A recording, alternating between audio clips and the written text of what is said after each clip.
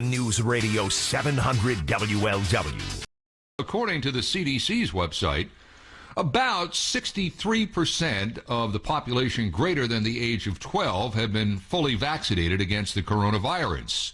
If you just figure in one dose, about 74% have received at least one dose of the vaccine against the coronavirus. Of course, the CDC, nor anyone else in the medical field, seems to pay any attention to natural immunity acquired through already contracting the disease. But, you know, that's a story for a different day. The fact of the matter is, the president said that if you have a company that employs more than 100 people and someone in your company comes down with COVID and is not vaccinated, you could be fined $14,000 per person, per outbreak. He wants everybody vaccinated. Could affect 100 million people. That was the message from his speech earlier this week. So how does that resonate with you? Standing by is somebody that knows the medical profession inside out. I've had Todd Furniss on the show many times because he is the author of a great book, The 60% Solution, Rethinking Healthcare, and he joins us now here on 700 WLW. Todd, how are you on this glorious Saturday? I am doing dandy. Thanks so much for having me today, Ken. When you heard what the president said the other night, what was your reaction?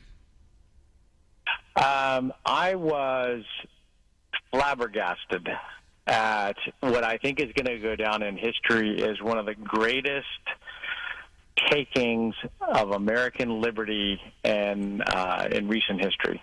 I think it's going to be also one of the greatest demonstrations of the usurpation of government power and force, and why we should all be more than a little anxious about how quickly and how rapidly and how expansively government has grown over the years. They are relying on, first of all, if you're a member of the military or you're a federal employee, he does have a leg to stand on legally for this. If you're a private company, they're counting on a ruling by the Supreme Court over 100 years ago. A man in Massachusetts sued the federal government on a smallpox vaccination case. The justices, 7-2 vote, I believe, ruled that states could enforce mandatory vaccination against smallpox. But they're relying also on OSHA. And I think it's a little bit of a stretch to say that that the COVID virus and someone who is infected by it is a workplace hazard. I think that is really murky legal territory. How did you view that? Well, that's exactly where I was heading, and this is an example of kind of the overreach. There's so many ways now that a government can use, that the executive branch of government, whether it's state or federal, can use regulations and statutory authority and rulemaking authority to do things that wouldn't be ever in a million years passed by a legislative body. And so we've got this problem where the legislative body is not doing its job because they want to get reelected, and the bureaucratic arm of the government is never elected, so they don't really worry about it. So they can do things that they probably shouldn't be doing. So with OSHA, for example, there's some blindly obvious questions that people ought to be asking. So, for example, over 100 employees, what about those who have already had COVID? They have to get the vaccine anyway. That doesn't make any walking around sense. And if you listen to the Surgeon General's language and actually read the words or the transcript of his speech, he was incredibly nuanced in what he was saying. But he said, for example, well, it's better if you get a vaccine. Well, they don't really know that because they don't have any studies, according to the Surgeon General himself, that show the efficacy of the antibodies developed out of COVID itself. I've seen studies as recently as yesterday from a Harvard epidemiologist that said you are, substantially, I think he said 27%, but substantially better protected by having the antibodies from COVID, by having contracted COVID against future incursions of COVID than you are if you get the vaccine itself. Well, and then the Surgeon General said, well, yeah, but you're better off if you've had COVID and the vaccine. Well, how would they know that if they don't have the tests on the COVID survivors themselves without having had the vaccine? So it's just doublespeak. But for OSHA, what happens about with the companies who are using remote working? So are you Sure. going to get fined if somebody gets COVID and they never came to the office? How does that work? Right, and if somebody gets a vaccine and they die, do they sue the company? Can't sue Exactly. Pfizer. So Pfizer's protected now. Probably Moderna's hot on their heels as soon as the FDA approves that. But who do you? And here's the other thing. He said, this is trying to prevent the vaccinated from being infected from the unvaccinated. Well, that's what the purpose of the vaccine was. So what you're in essence saying there is the vaccines don't work. I mean, it was so muddled, so mixed. It was basically a temper tantrum by a 78-year-old man. Well, I think that's not a bad characterization of it. And the way he spoke to the American people, I thought, was really condescending.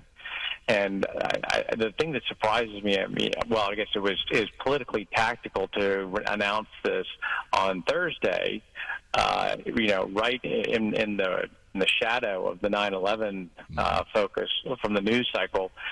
So that way it kind of gets swept under the rug and people aren't paying attention. I'm thankful that, smart people like you are actually paying attention to this because it's a serious issue. And while, I certainly think it's important to commemorate the fallen heroes of 9/11, and especially given what happened with Afghanistan, I think it's also important to take note of what the federal government is trying to do to everybody in the country. And, even so far as undermining and saying out loud and publicly that he's going to go after Republican governors and he's going to reimburse people who've been fined by the state for violation of the anti-mask mandates. I'm incredulous that we would be in this situation. Well, it's going to the Supreme Court. I mean, regardless of where it is now, it's going to wind up there. Todd Furniss, our guest, author of the 60% Solution, Rethinking Healthcare. This is where I think it's going. You tell me if I'm crazy. I think this is moving towards you're either vaccinated or you're not vaccinated. If you're not vaccinated, you can't travel on an airliner. He hinted at that just yesterday. If you're unvaccinated, you can't dine in a public restaurant. If you're unvaccinated, you can't move about this country by air, rail, or any other means, car. This is setting up, in essence, a warfare between those who are vaccinated and a pretty significant number, of more than 35%, that have not been vaccinated once in this country. This is where this is going, is it not? Well, and I fear it's actually worse. Not only are we going to have a cultural vilification of the vaccinated versus the unvaccinated, but the unvaccinated, or even if you've had COVID, you're going to be vilified. But the thing I worry about are actually two seemingly unrelated issues, but one is very related. So we already have a problem with enormously escalating unemployment issues in the black population. And 62% of the people who have not been vaccinated are black. So what this is doing is creating a racial divide of paramount consequence, and who knows how long that's going to last. But that's not for the Democrat Party to come out and do this, and the Democrat administration to come out and do this, and just absolutely, in a very subtle way, go after the entire black population, to me, is just flat out morally wrong. So that's another problem that people aren't really talking about very much, is who's actually in the category. Now, the other thing that I worry about is, what about women of maternal age? When you look at airlines saying you either got to get the vaccination or you're going to pay $200 more per month, that's a lot of money for a flight attendant. Yet the largest demographic segment of flight attendants is women of childbearing years.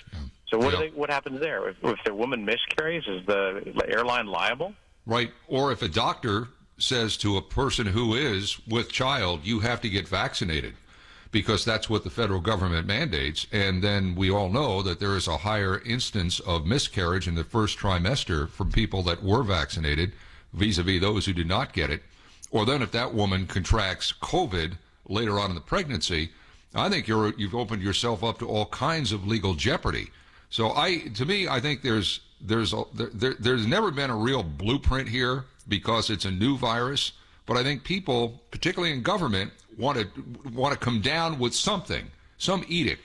And I think Biden is pumping this thing, quite frankly, Todd, because it's the only thing he's winning on. He's underwater in every other thing that he's handling. Afghanistan, the economy, oil. I mean, there's everything. He's underwater politically with all of this. The only thing he's getting any kind of credit for is the way he's handling COVID. Todd, I got to run. I appreciate your thoughts. I always do. Todd Furniss, author of the 60% Solution, Rethinking Healthcare. I tell you this every single time you're on. Stay healthy. We need to hear your voice. Thank you. You too. It's always a pleasure.